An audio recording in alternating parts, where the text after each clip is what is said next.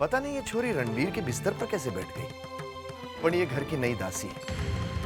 जब तक थारा ब्याह नहीं हो जाता तू इस घर से बाहर नहीं निकलेगी। और हाँ, ठाकुर मोहित सिंह की कुंडली थारी कुंडली से नहीं। इस तरह पराये मर्द से छुप छुप कर मिलना अच्छी बात ना है। अब क्या अच्छा है और क्या बुरा ये तुम मुझे सिखाओगी? तूने भी मारी जीजी पर अपनी सोने की बालियां चुराने का झूठा इल्जाम लगाया। जिस दिन मारी जीजी के खिलाफ थारी आवाज उठी, उस दिन थारी ये प्रेम कहानी थारी इज्जतदार खानदान के सामने लाने में हरे को जरा भी हिचकिचाहट ना होगी। हमने रणवीर का दूसरा ब्याह करवा दिया है, रुक्मणी की छोटी बहन रसाल से। रुक्मी के अलावा इस हेले की और कोई बिंदनी हो ही ना सके है। रुक्मी ही रणवीर की बिंदनी है। चल चल अच्छे से। 7 फेरे मैंने रसाल के साथ भी लिए हैं दादी साहब, और अब यही मेरी पत्नी है। रसाल ये हवेली छोड़कर कहीं नहीं जाएगी। जब थारा और रुक्मी का ब्याह टूट गया तो मैंने अपने भगवान जी से शिकायत की। मैं रोई, गिड़गिड़ाई, हे भगवान, हमारे रणवीर का क्या दोष जो आपने उसके साथ इतना बड़ा अन्याय किया। और आज हमारी समझ में आ गया है कि इंसान के कर्म ही उसका भाग लिखे हैं। आज मैं खुद कहूं रणवीर, थारे साथ जो हुआ बिल्कुल ठीक हुआ। तू उसी के लायक है। रुक्मी ने थारे साथ कोई धोखा ना किया है रणवीर। धोखा तो तूने अपने साथ किया है। अरे थारे को अपने प्रेम पे विश्वास ही ना था। थारा प्रेम अपाहिज था जो सिर्फ और सिर्फ रुक्मी की सुंदरता की बैसाखियां लेकर चलना चाहता था। और इस अपाहिज प्रेम ने थारी आंखों पर ऐसी पट्टी बांध रखी है कि थारे को रुक्मी का गुण, उसकी असली सुंदरता तो दिखाई ही ना दी। अपने स्वाद की खातिर रुक्मी को बीच भावर में छोड़कर उसकी ही छोटी बहन का हाथ थाम लिया। अरे ये भी ना सोचा कि हर दिन हर पल रुक्मी अपने बीन को अपनी छोटी बहन के साथ देखकर कितनी मौतें मरेगी।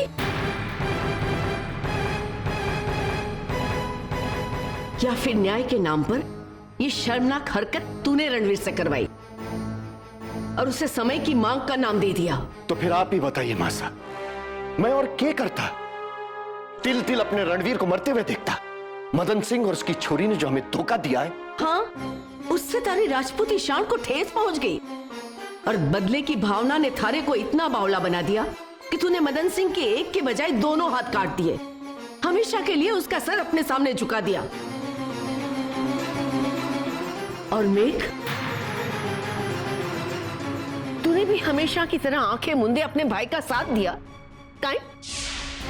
क्योंकि थारा अपना स्वार्थ था। थारे बेटी की खुशियां दांव पे लगी थी। पर मासा, आप भी तो यही चाहती थी ना कि रणवीर हमेशा खुश रहे। पर किसी और की बेटी की खुशी की बलि चढ़ाकर नहीं। भगवान न करे कल को थारी बेटी के साथ किसी ने इसी तरह अन्याय किया तो तू भी क्या, तेरी सोच यही रहेगी?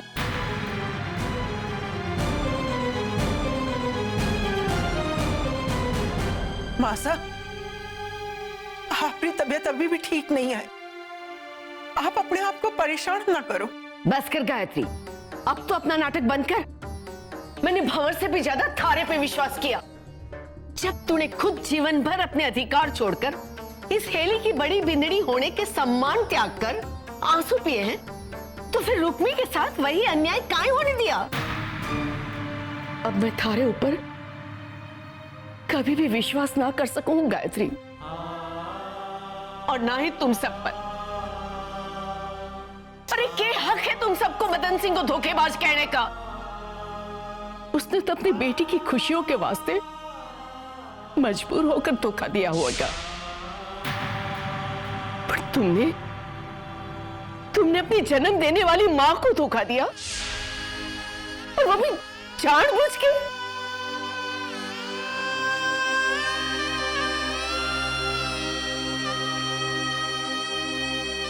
तुम चाहते थे ना मैं अपने कमरे में कैद रहूं आज से मैं अपने आप को कमरे में कैद कर रही हूं और तुम सबसे अपना रिश्ता भी तोड़ रही हूं, रिश्ता भी तोड़ रही हूं, रिश्ता भी तोड़ रही हूं।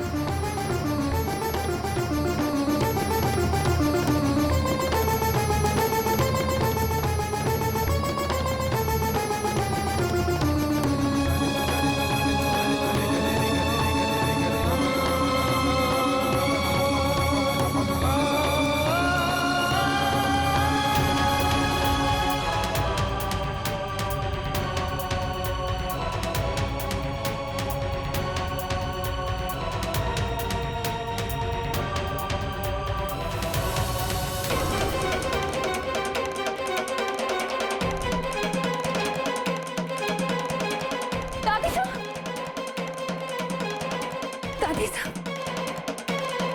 हमारी आपसे विनती है दादी साहब, बस एक बार हमारी बात सुन लो। अब के सुनो बाकी रह गई और तूने भी तुम्हारे भरोसे को तोड़ा है।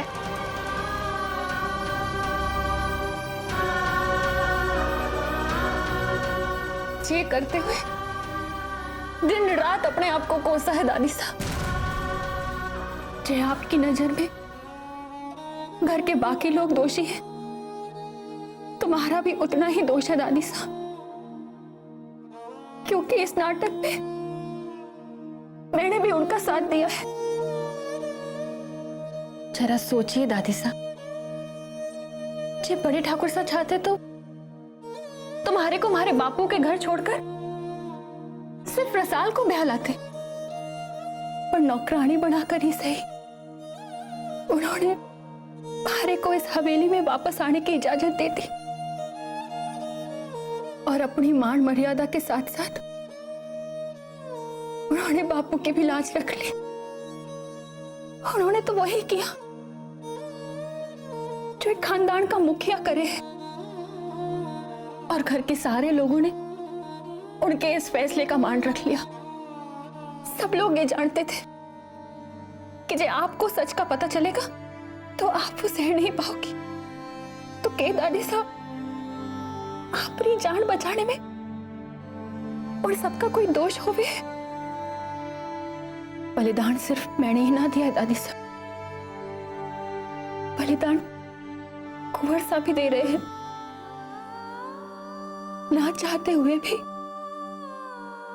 रसाल से ब्याह करके, और रसाल उस बेचारी के भाग में तो भारी वजह से ये सब लिखा गया है। वो तो किसी और से ब्याह रचाकर खुशी खुशी अपना जीवन बिताने के सपने बुन रही थी, और बापू की पगड़ी की लाज रखने वास्ते, अपनी बहन को उसका अधिकार दिलाने वास्ते हमारी रसाल ने बिना कोई शिकायत किए अपने प्रेम को भुला दिया दादी साहब, और हमारे को इस हवेली में ले आई। मैंने आज तक आपसे कुछ ना मांगा है दादी साहब, हमारी झोली में एक खुशी डाल दो दादी साहब, सबको माफ कर दो।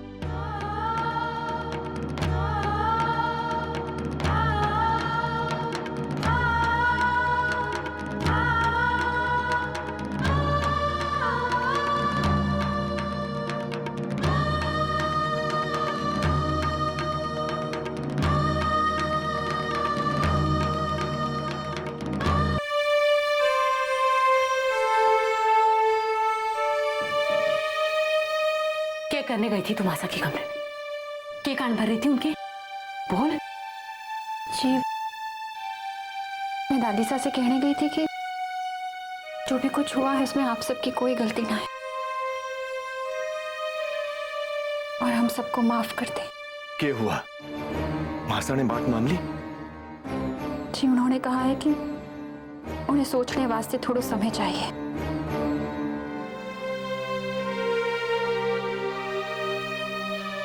सही मौका तड़ा है इसने मासा के कान भरने का। वैसे भी मासा हम लोगों का मुंह ना देखना चाहे, और इसकी बात सुनने के बाद तो शायद मासा जिंदगी भर हम लोगों से बात ना करे। पता नहीं कितना नीचे गिराया होगा इसने मासा की नजरों में हम लोगों को। देख लेना, ताकि खुद उनकी नजरों में देवी बनी रह सके। मासा हमसे कितना भी नाराज क्यों ना हो जावे, लेकिन वो किसी बाहर वाले को अपने बच्चों को बेइज्जत करने का हक कभी ना देवेगी। इतना भरोसा है मन ने मासा पर इस छोरी पे तो ना है। ना ये छोरी इस घर में आई होती, ना इस घर में इतना बखेड़ा होता। किसी को दोष देने का क्या फायदा? जिन पर भरोसा किया वो भी अपनी जिम्मेदारी से मुकर गए।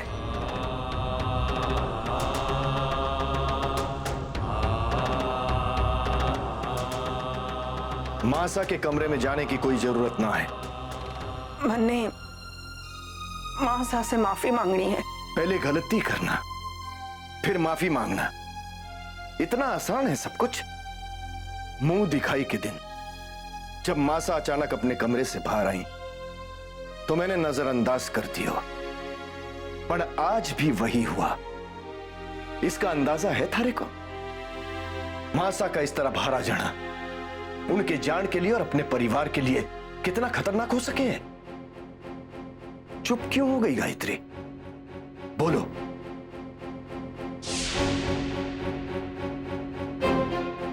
हमारे से गलती हो गई, मैंने माफ कर दो ठाकुर साहब।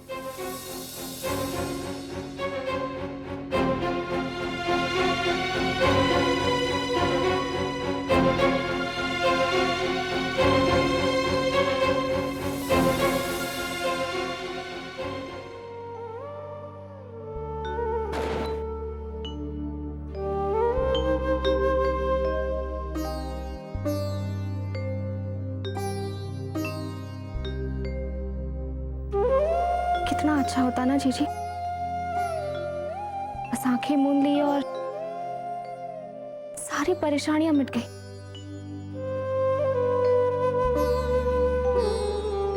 परेशान नहीं हो रही, बस थोड़ा थक गई हूँ। जीजी कब तक देवी बनी रहोगी? जे इस तरह सब कुछ चुपचाप सहती रही ना तो एक दिन खुद पत्थर बढ़ जाओगी। सब कुछ चुपचाप ना सहूंगी तो जे इतना बड़ा लांछन हमारे पर लगा है उसे कैसे मिटाऊंगी?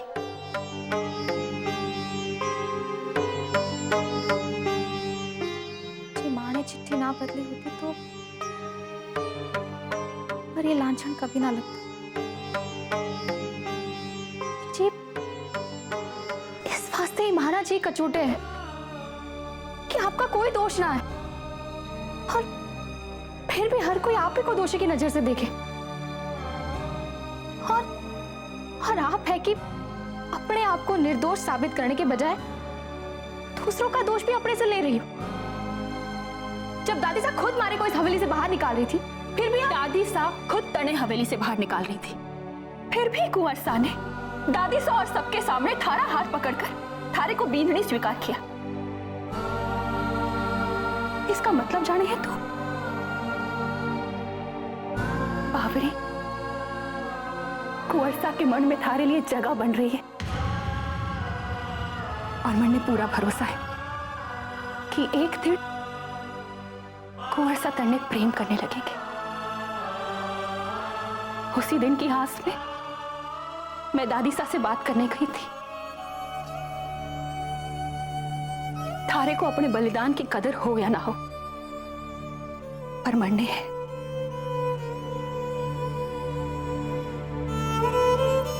इसलिए जब तक मैं थारे को खुश ना देखूं ना,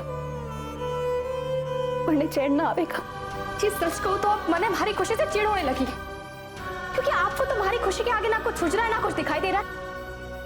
जी कुंवर साहब हमारे से प्यार करने लगेंगे तो आपका क्यों होगा? कभी सोचा है आपने? अरे बापरी, जब तू खुश होवेगी तभी तो मैं खुश हो पाऊंगी। और ये ना समझ कि दादी साहब से बात करने में हमारा कोई स्वार्थ ना था।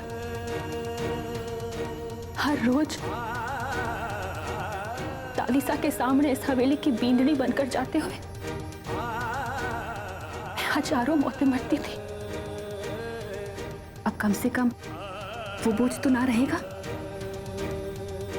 हमारा मन तो मन में ना कोसेगा। आज मैं दादीसा जैसी देवी से झूठ बोल रही हूँ। मैं अपने आप से नजर मिला पाऊंगी रसाल, बस हमारे लिए यही बहुत बड़ी बात है।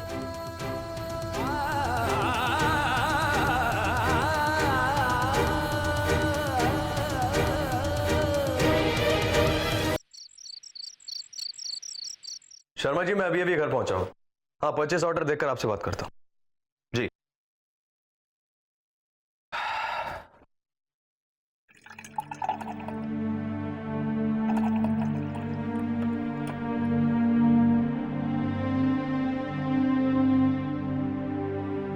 पानी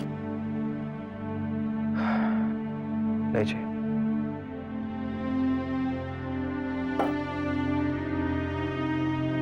खाना लगवा दो। दादीसा ने खाया? पता नहीं। What do you mean पता नहीं? ये तुम्हारी जिम्मेदारी नहीं है क्या? कम से कम ये तो पता होगा कि दादीसा कमरे से बाहर निकली या नहीं। आई तो ना है, पर आ जाएगी। जीजी ने उनसे बात कर ली है ना?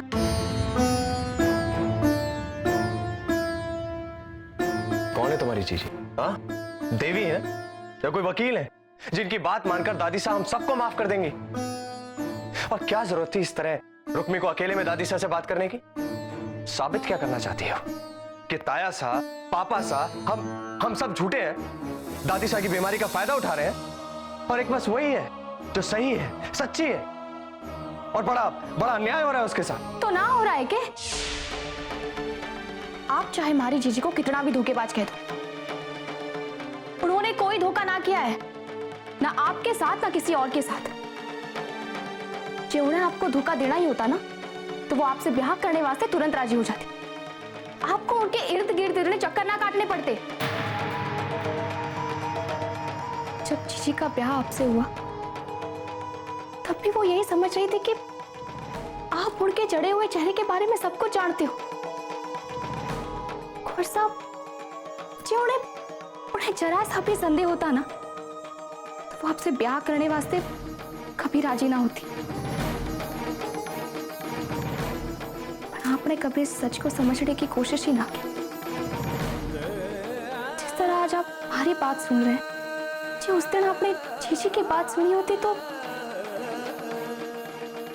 शायद आज आपको आपका सच्चा प्यार मिल गया होता। और हमारे को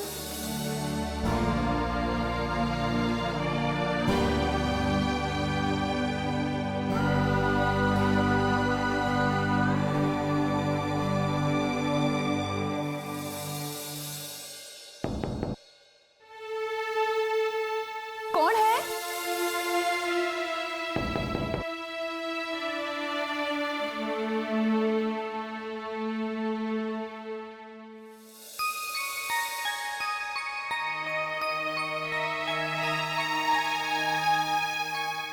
कुंवर साहब, कुछ चाहिए था आपको?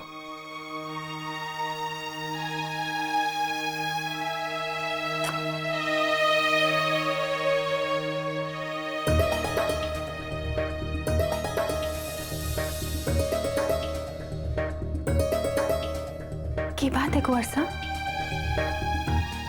आपका इस तरह आठे आना कोई देख लेगा तो रसाल की सोचेगी।